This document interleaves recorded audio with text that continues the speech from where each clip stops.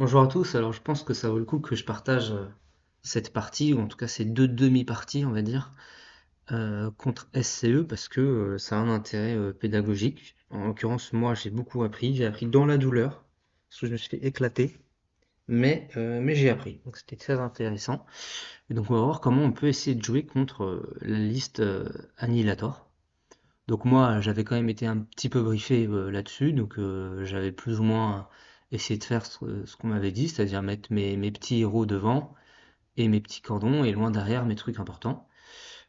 Sauf l'araignée que j'ai mis devant, mais elle, ça me dérangeait moins de la perdre et je voulais avoir quand même une menace pour aller faire des trucs au cas où.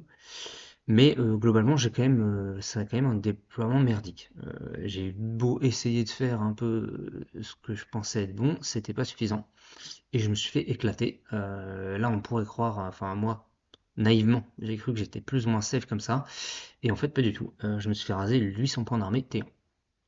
Pourquoi? Parce que le, en fait, déjà j'avais oublié qu'il pouvait mettre des BM d'impact en arrivant, et donc en fait tuer les fanatiques rien qu'en arrivant. Donc en fait mon cordon là, en fait, il couvre pas du tout la distance qu'il est censé couvrir, puisqu'en fait il y en a trois qui vont mourir à la phase de mouvement, donc ça va vachement ouvrir le chemin. Et puis derrière, en fait, sur des méga charges ou des frappés deux fois, il peut quand même m'atteindre. En l'occurrence, il joue la liste où, en plus des 6 annihilators, il a 6 réclusions et il peut leur donner le fait de frapper deux fois. Bon, peut-être qu'avec un peu moins de chance sur ces charges, j'aurais pu plus ou moins m'en sortir comme ça, parce que j'étais pas non plus ultra vulnérable. Je l'étais. Mais voilà, il y avait un risque et il faut éviter ce risque en verrouillant au maximum. Et là, j'étais pas verrouillé au maximum. Donc ce qui s'est passé, c'est qu'il a pris le terrain, parce que lui, il a une liste en deux pauses. Et, euh, et il a tout envoyé sa méga combo. Donc ces deux blocs, Gardius, l'Impératante et le mec sur le poney là, qui donne la double activation sur les réclusions. Il m'a tué trois fanatiques, c'est pas spécialement ceux qui sont marqués là, mais il m'a tué trois fanatiques au BM d'impact en arrivant. Il a avancé tout le monde de 2 ou de 3 pouces avec le Lord Imperatant. Et ensuite, il m'a calé des méga charges, charge à 13 des Annihilators. Donc ça, ça fait mal. Parce que en soi, à la rigueur, s'il y avait eu que la charge des réclusions qui passait, j'aurais pu quand même plus ou moins survivre peut-être, parce qu'ils étaient quand même en moins une attaque sur la première activation. Je suis pas sûr qu'ils aient les dégâts pour tuer Kragnos, surtout en moins d'une attaque, je pense pas. Donc il aurait pu répliquer, le demi-pack qui restait aurait pas forcément tué, donc ça aurait pu potentiellement rebondir, mais bon voilà, il y a deux packs qui sont passés. Donc je me suis fait pulvériser Kragnos, deux packs de fanatiques, Drogs, donc voilà, grosso modo, je perds à peu près 6, 7, 8, 9, peut-être même 1000 points. J'ai dit 900, on se rapproche peut-être des 1000 points perdus, même plus, parce qu'il y a le chaman aussi. Là, le petit rat qu'il y a là, en fait, il symbolise mon web spinner chaman. On sait pas trop pourquoi il était là, mais voilà, il était mal placé, mais il était là. Et donc voilà, je perds donc 600, 700, 800, 900, 1000, ouais, plus de 1000 points d'armée T1. Bon, voilà, la leçon fait mal, mais c'est comme ça qu'on apprend, c'est dans la douleur. Donc voilà, des fois il faut se manger des putains d'alpha avec des grosses charges pour comprendre comment faire. Donc du coup on a recommencé, enfin on a joué quand même mon T1 pour voir ce que je pouvais faire ou pas. Je l'ai pas dit, mais évidemment je joue pas Visic en Gloom, hein, il symbolise quelqu'un d'autre et il symbolise le mercenaire méga gargante. Voilà, j'ai envie de faire des thèses, j'aime bien tester des trucs rigolos. Donc on voulait voir ce qui se passe avec mon méga gargante, dans quelle mesure il est capable de tuer les animators. Il a quasiment rien tué. Je crois que j'ai tué des gens avec mon rampage. Et c'est à peu près tout. Je crois qu'après, derrière, j'ai rien fait. Donc, hop, on recommence. Et là, voilà, leçon apprise. J'ai double coordonné. Donc, j'ai mis mes araignées et mes loups devant. Et mes fanatiques derrière. Déjà, comme ça, au moins, mes fanatiques, ils prennent pas les BM du Blazing Impact. Déjà, je suis sûr que mes... Enfin, je suis sûr. Je suis hors de portée T1 pour me faire tirer dessus aussi par le dragon. Donc, voilà. Au moins T1, normalement, j'ai mon double cordon.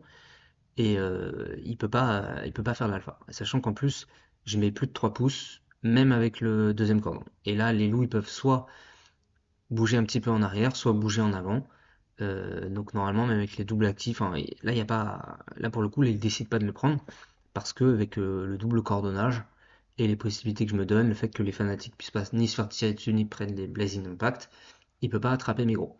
Le web spinner aussi, je l'ai mis très en arrière pour pas que il y ait de trucs bizarres. J'ai continué à exposer l'araignée parce que, encore une fois, il faut que je me laisse des possibilités de jeu avec elle et c'est la moins grave, elle coûte que 250 points donc c'est pas non plus dramatique si elle se fait tuer et que derrière je peux aller chercher les annihilators. Et j'ai mis mon troisième pack là-bas pour quand même essayer de choper des jeux, faire des choses.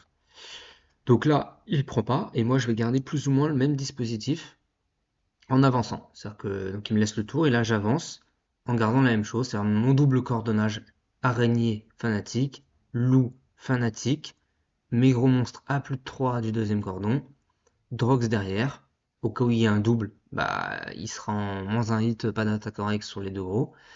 J'ai mis des petits spell derrière pour pas faire de tremplin et pour pouvoir, par exemple, si l'attaque, là c'est le web spinner, le petit, je sais plus lequel il a invoqué, mais enfin voilà, l'idée c'est qu'il y a quand même une Ravnak, enfin le plus intelligent c'est d'ailleurs que ça soit le petit qui invoque la Ravnak et le web spinner le Life Swarm. Je sais plus si c'était le cas, mais voilà, l'idée ce serait de faire ça pour que si la web spinner, l'araignée meurt, le Ravnak puisse se venger.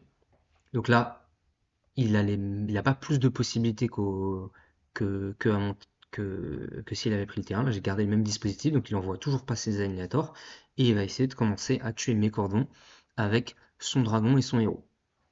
Là, eux, ils symbolisent les deux packs là. Ils symbolisent évidemment des Soulsworn qui vont pas pouvoir faire des choses tout de suite. Il va manger mes loups avec ses héros sans avoir la possibilité de pouvoir fou avec le dragon, vu qu'en fait il va tuer 4 loups. Il va en rester plus que un. Merde. Précédente. Il va en rester plus que un après l'activation du dragon, donc il sera déjà engagé, donc il pourra pas powerful. Par contre, après, du coup, il va powerful sur le loup avec le héros, et le héros va tuer des araignées. Donc, il tue quand même, rien qu'avec ces deux héros, quasiment les deux cordons entiers, il me reste deux araignées. Donc, en cas de double, il pourrait potentiellement avoir une ouverture, sauf que moi j'ai mon autre pack de fanatiques qui peut faire un mouvement à la fin de ma phase de mouvement et qui va pouvoir du coup recombler avec mon mouvement. Enfin, il a un mouvement à la fin de son tour et donc ils vont pouvoir recombler un peu l'espace. Donc mine de rien, en fait, mon armée a quand même deux trois outils pour lutter contre l'alligator parce que je peux voilà mettre plusieurs strates de fanatiques derrière mes derrière mes cavaleries et comme il bouge à la fin de son tour, bah, s'il a tué mes cordons, hop, je peux revenir combler les espaces. Donc là, en fait, il est toujours repoussé. Faudrait qu'il mette ses animators euh, très loin. En fait, à plus de 9 de mes fanatiques, il aurait des charges absolument gigantesques sur mes monstres. Donc il peut toujours pas le faire. Les araignées aussi le repoussent là-bas. L'araignée de ce côté, donc pas d'autre possibilité. Il prend quand même le tour pour continuer à gratter tous mes cordons. Donc il va tenter un duel Candice versus l'araignée. Normalement, j'ai des chances assez honnêtes de survivre, mais je vais me faire one tap. Tant pis, c'est la vie. Et avec les réclusions et le héros, il va tuer les fanatiques. Par contre, les araignées vont faire un bon redeploy, il va pas pouvoir les attraper. Ce qui fait que à mon tour, je peux utiliser les araignées pour aller derrière lui, continuer mes repousses faibles et voler l'objet. Là, je cours avec mes fanatiques pour combler de ce côté-là. J'essaye parce que il me l'avait achevé au power through, l'araignée, et l'araignée a fait une bonne blague, elle a mis la masse de BM, donc j'ai mis beaucoup de PV à son dragon. Je me suis dit on va tenter de l'achever avec les Ravnak. Euh, mais c'est pas passé, j'ai pas réussi ma charge, et là j'envoie le Gargante sur récupérer l'objectif et essayer de nettoyer les Soulsworn, et je garde Kragnos en backup. Et je vais avancer avec Drogs pour continuer mon anti-faible. Donc en fait j'ai les araignées qui anti-faible tout à droite, Drogs qui va anti-faible au milieu, et je vais mettre mon Gargante derrière qui gère l'objet, qui va faire un petit peu refou après le combat pour se mettre sur l'objet mais le plus loin possible de lui. Et ce qui fait qu'en fait, voilà, j'ai Drogs et les araignées qui me protègent toujours des annihilators. On va être comme ça, voilà. Donc je suis quand même loin derrière mes deux cordons. Je ramène aussi des loups avec mon décor. Donc en fait, voilà, tous les cercles jaunes, c'est mes antifaibles qui sont partout. Et derrière moi, il n'a pas la place non plus. Donc en fait, on est tour 3 et il a toujours pas la possibilité d'envoyer ses annihilators dans mes groupes. Donc là, on a arrêté la partie là parce qu'il n'y avait plus le temps. Mais là, on voit qu'il va être forcé du coup de changer de. Il pourra plus jouer son jeu de all-in parce que comme s'il avait plus T1 et où il m'aurait facilement mis 20-0. Là, il peut pas. Il va devoir jouer autrement. Il va devoir essayer de m'empêcher de faire mon restless. Peut-être split au lieu de tout TP au même endroit, split ses faibles pour un côté essayer de récupérer, mettre une pression en tout cas sur son restless tout en empêchant le mien. Je sais pas ce qu'il aurait pu faire, mais en tout cas voilà, je prends pas le méga all-in, j'ai des possibilités de jeu et donc voilà, on peut essayer de jouer un peu de manière interactive et avoir une partie plus longue et éviter de se prendre un méga Q. Donc voilà, là la leçon a été apprise. Voilà, on a rectifié et il y avait des possibilités de faire beaucoup mieux. Et c'est très intéressant. C'était une excellente partie. Je remercie encore une fois mon adversaire et aussi voilà le fait qu'il m'ait aidé aussi, mais qu'il m'ait expliqué des choses pour, enfin voilà, les décisions qu'on a prises sur la deuxième partie. Il m'a beaucoup aidé pour qu'on essaye de voir comment je pouvais à chaque fois me placer au mieux pour l'embêter. Donc, voilà. Donc j'espère que ça aidera quelques personnes à éviter de se prendre des 20 Z par la liste Annihilator.